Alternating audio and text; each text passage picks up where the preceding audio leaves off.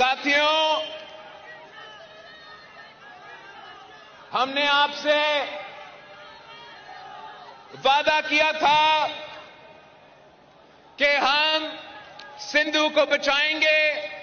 हमने कहा था कि हम निकले हैं सिंधु को बचाने के लिए, और इन खदशात से, इन खतरात से हमने तो बचा दिया है। ये आपकी कामयाबी है, ये सिंध का कामयाबी है, ये पाकिस्तान का कामयाबी है।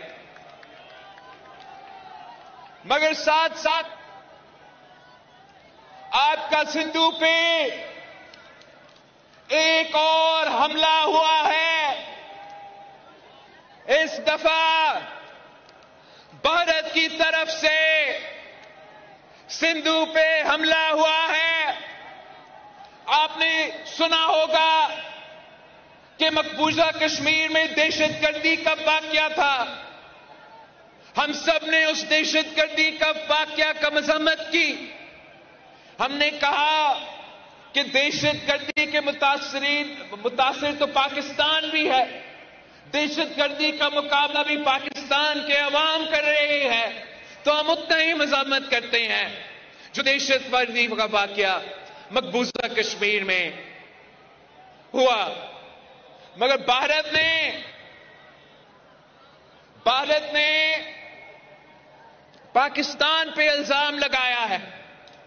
भारत ने अपना कमजोरियां छुपाने के लिए, अपने अवाम को बेवकूफ बनाने के लिए मोदी ने पाकिस्तान को झूठे इल्जामात पाकिस्तान पे लगाए हैं कि ये इस दहशतगर्दी के वाकया के पीछे है, और इसकी वजह से इन्होंने ऐलान किया है कि ये इनका एकतरफा फैसला है कि जो इंडस वाटर ट्रीटी है, जो मुआहिदा हुआ पाकिस्तान और भारत के दरमियान, जिसके तहत भारत ये मान चुका कि सिंधु आपका है, सिंधु पाकिस्तान का है।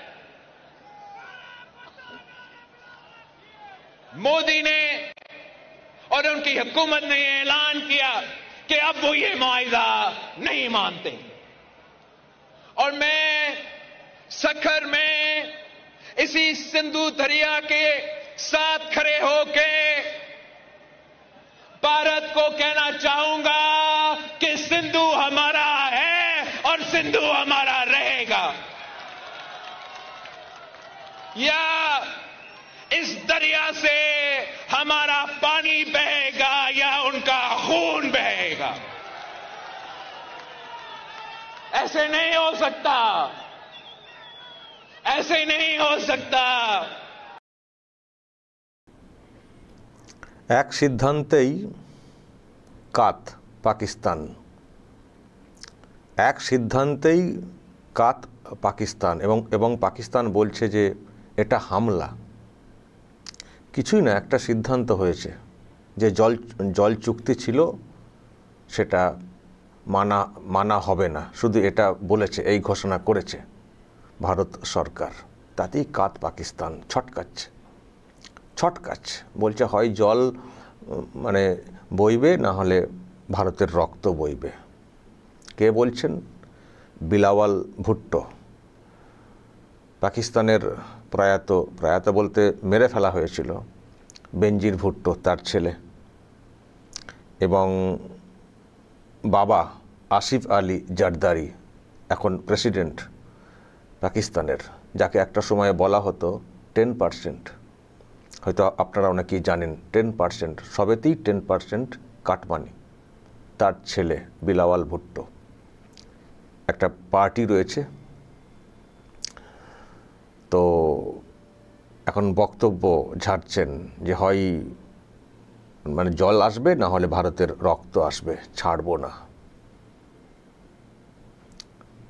কি মানে ভাষণ! তবে এটুকু পরিষ্কার, ছটকাচ্ছে, মানে শুকিয়ে যাবে পাকিস্তান, এমন একটা সিদ্ধান্ত নিয়েছে ভারত সরকার। গোলাবর্ষণ বা অন্যান্য যেসব, সে তো যা হবার হবেই, কিন্তু এই যে সিদ্ধান্ত নিয়েছে এতেই কিন্তু কাত পাকিস্তান। এমনকি পাকিস্তানের যিনি প্রধানমন্ত্রী শেহবাজ শরীফ, তিনিও বলেছেন যে জল চুক্তিকে লঙ্ঘন করা মানে যুদ্ধ করা। তারাও বুঝে গেছেন যে এটাকে অফ করে দেওয়া মানে, এটা না মানা মানে পাকিস্তান শেষ, ফিনিশ। ফলে এটা যুদ্ধ হিসেবেই আমরা ধরব। অলরেডি তারা যুদ্ধ হিসেবে ধরে নিয়েছে। যুদ্ধ এখনও ওইভাবে স্টার্ট হয়নি, কিন্তু এই যে চুক্তিটা ভারত সরকার বলেছে একেবারে 1960-এর যে চুক্তি, সে নেহেরুর আমলের, তো মানব না বলে দিয়েছে। এটা কি পাকিস্তান যুদ্ধ হিসেবে ধরে নিয়েছে। আর এই বিলাওয়াল ভুট্টো বক্তব্য, রক্ত বইবে, রক্ত।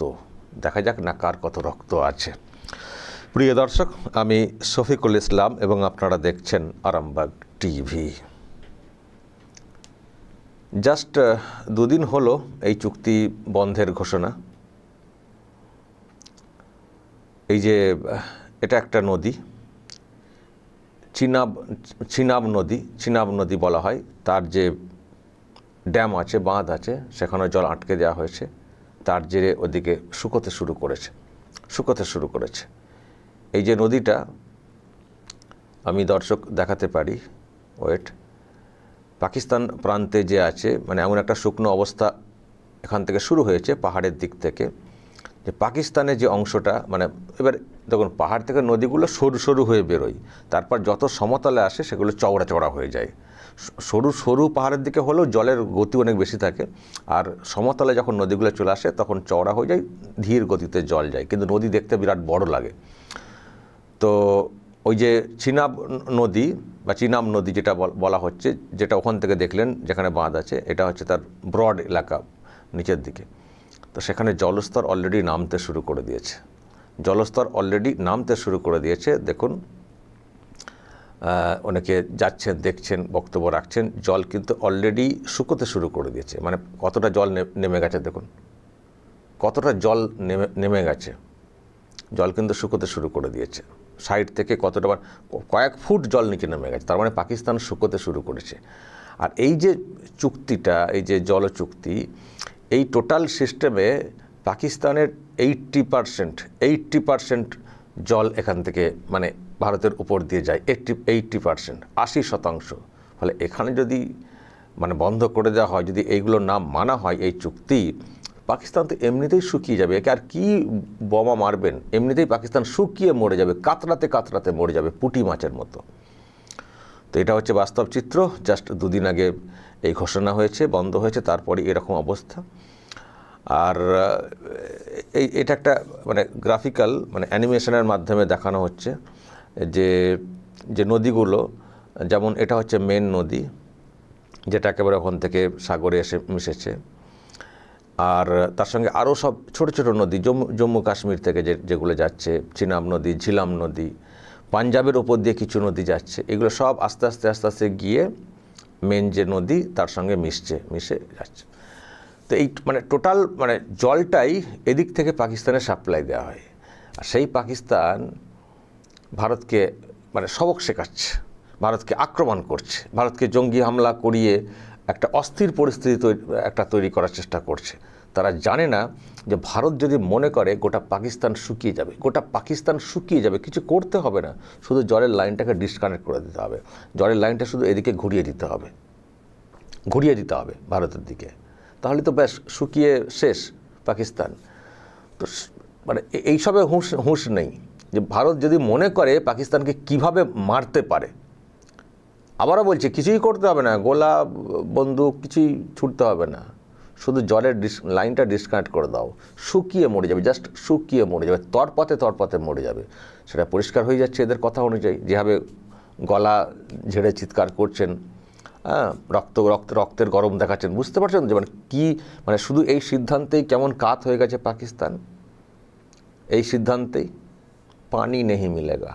সুতরাং কী করে চলবে পাকিস্তান, যেখানে 80% জলের উপর নির্ভরশীল। এদের চাষাবাদ, নানান সব প্রজেক্ট রয়েছে, কয়েকটা শিল্প রয়েছে, সব তো লাটে চলে যাবে। সেই জন্যে ওরা অলরেডি এই সিদ্ধান্তটাকেই যুদ্ধের মতো সিদ্ধান্ত ধরে নিয়েছে, যুদ্ধের মতো, বিনা গোলা বিনা বারুদে ভারত অলরেডি যুদ্ধ ঘোষণা করে দিয়েছে। সেটা ভারত যতটা না বলছে, পাকিস্তানের লোকেরা সেটা বলছে, সেটা মানছে, যেহেতু যুদ্ধ ঘোষণা করে দিয়েছে। তো দর্শক, এই হচ্ছে ব্যাপার। আপনারা জানেন যে জলশক্তি মন্ত্রক যে রয়েছে তার সঙ্গেও বৈঠক হয়েছে, কেন্দ্রে যারা রয়েছেন অমিত শাহ থেকে শুরু করে অনেকে, যে এই যে জলটাকে ডাইভার্ট করতে হবে এবং কতগুলো প্রজেক্ট রয়েছে, তো ইলেকট্রিক প্রজেক্ট রয়েছে, হাইড্রো ইলেকট্রিক প্রজেক্ট রয়েছে, তো যখন জল ওদিকে বন্ধ থাকবে সেখানে প্রজেক্টের ব্যাপারগুলো দেখতে হবে, তো সেটা কি করে কি হবে না হবে, তো সেইগুলো বিকল্প ভাবনা চিন্তা। তার মানে কড়া অবস্থান নিয়েছে ভারত। মানে আমি যা বুঝতে পারছি দর্শক, এতেই মোটামুটি পাকিস্তান শেষ, ওই চিন্তাতেই পাকিস্তান শেষ হয়ে যাবে এবং দেশের অভ্যন্তরে ক্ষোভ বিক্ষোভ তৈরি হবে। দেখবেন দর্শক, ক্ষোভ বিক্ষোভ তৈরি হবে। ঠিক ধরেছে, অনেক প্ল্যান করে ভারত সরকার ঠিক জায়গাটা কিন্তু বেছে নিয়েছে, ঠিক জায়গা। এটা মক্ষম একটা সিদ্ধান্ত, এটুকু বলতে পারি এই জন্য, কারণ ওখান থেকে রিয়াকশন আসছে, তো ওখান থেকেই তো রিয়াকশন আসছে, হাহাকার এখন থেকে তো হাহাকার রিয়াকশন আসছে। ফলে দারুণ একটা সিদ্ধান্ত নিয়েছে জব্দ করার ক্ষেত্রে। এখন দেখা যাক পরবর্তী পদক্ষেপ কি করে ভারত সরকার। দর্শক বলুন, এই বিলাওয়াল ভুট্টো জরদারি হুঁশিয়ারি দিচ্ছেন, রক্ত বইবে। কি বলবেন আপনারা? যা বলার বলবেন কমেন্টে। নজর রাখবেন আরামবাগ টিভিতে।